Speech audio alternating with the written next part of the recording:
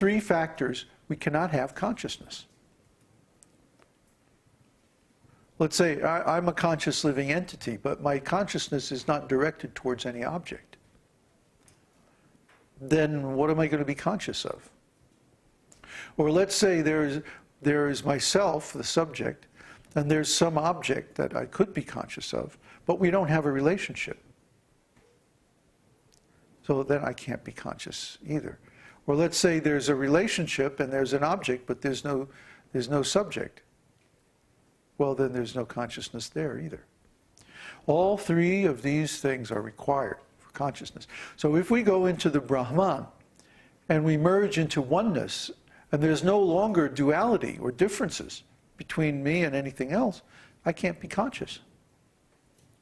The conditions, the ground necessary for consciousness cannot exist in those conditions. That means I lose consciousness. I become unconscious, even though I am merging into the supreme consciousness.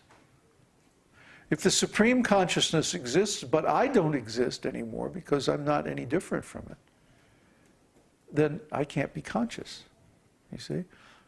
And I can't be superconscious either because there's no I anymore.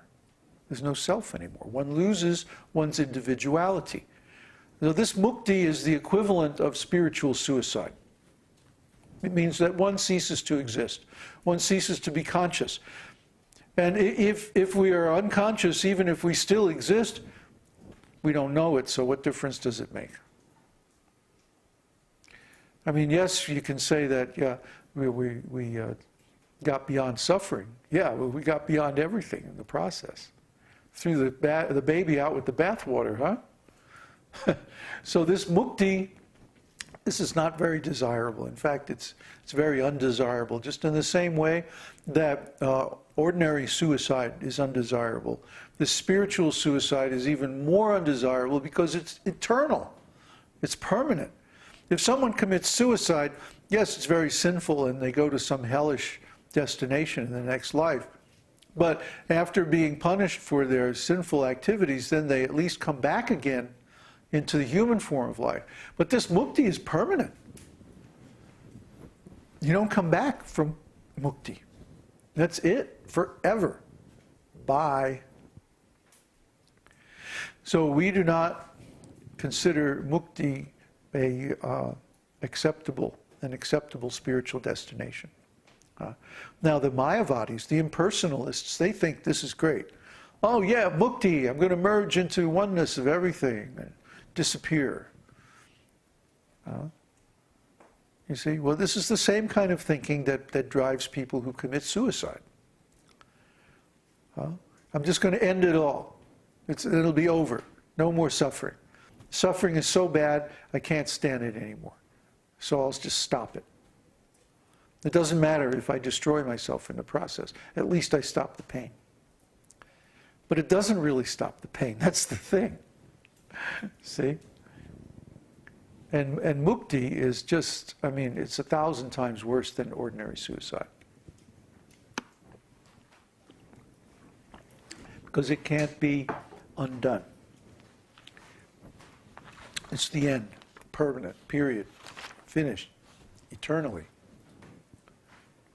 So be very careful of mukti. Mukti is a very poisonous thing, and the people who preach mukti are also against the conclusions of the Vedas. The Vedas don't recommend mukti at all, unless we accept one of the other kinds of mukti, which allows us to continue our devotional service to the Lord. They are going to the spiritual world, living in the spiritual planets, accepting the same kind of a spiritual body as the Lord, accepting the same spiritual opulences as the Lord, and living in a place where the Lord has his eternal form and pastimes. These four kinds of mukti are acceptable provided that our situation allows us to continue our devotional service afterwards. Yeah, please move over so I can see the fire. I like to look at the fire. It's pleasant. So these four kinds of mukti, which permit the continuation of our devotional service, are acceptable, provided that we are engaged in devotional service and not just trying to enjoy. And of course, once again, as always, the difference is in the intention. If I want mukti, if I want liberation from the material world so that I can go and be with Krishna all the time, then that's very nice. If I want liberation from the material world for my sense gratification, for my enjoyment, that's not very nice. That's childlike. Because devotional service or giving love to Krishna especially is far better than getting love for ourselves. See, giving pleasure is far higher than getting pleasure. If we give pleasure, that means that we are aware or have realized our position as spirit soul, that we're eternal, that nothing can hurt us, nothing can kill us. You see? So we should desire this position of giving. Great personalities are known for their charitable nature and their giving. It's said that in the palace of the Pandavas, at the time, especially at the time of the coronation of King Yudhishthira as the emperor of the world, and during the Rajasuya sacrifice and like that the only words heard in their palace was give, eat, and enjoy. They had so many guests, and they were simply serving their guests and giving and giving and giving from their seemingly unlimited treasury. You see? So this is a great personality. You look at any great personality, or even a rich person, you know, who has lots of money, what are they doing? They form some charitable trust, and then they're giving to other people who are less fortunate. So similarly, when someone has knowledge or self-realization, one of the symptoms of that is that they simply give. They share it with others. They encourage others to reach the same platform, to reach the same realizations that they have.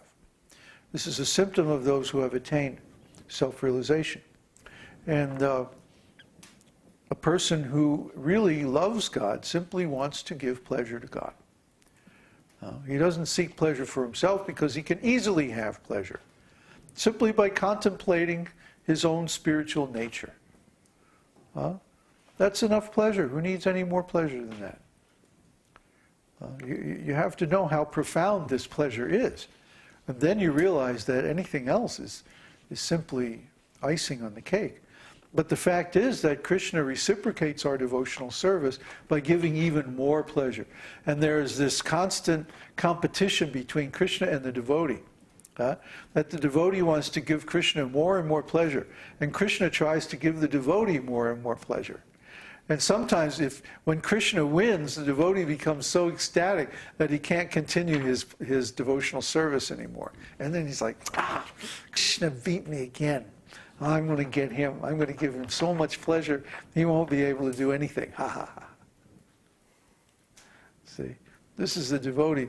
The devotee and Krishna have an eternal competition to see who can give the other one more pleasure, more ecstasy, more love. It's completely different from this material world. In this material world, people have competition to see who can get more. In the spiritual world, they have competition to see who can give more. That's the difference, you see. So we shouldn't try to get stuff for ourselves. We shouldn't need or try to get all these different desires, material and spiritual desires. These things are traps. And they're all traps, even the spiritual desires like mukti, because we're trying to get something for ourselves. That is material consciousness. When we're in spiritual consciousness, we know we're eternal. We know we're full of energy.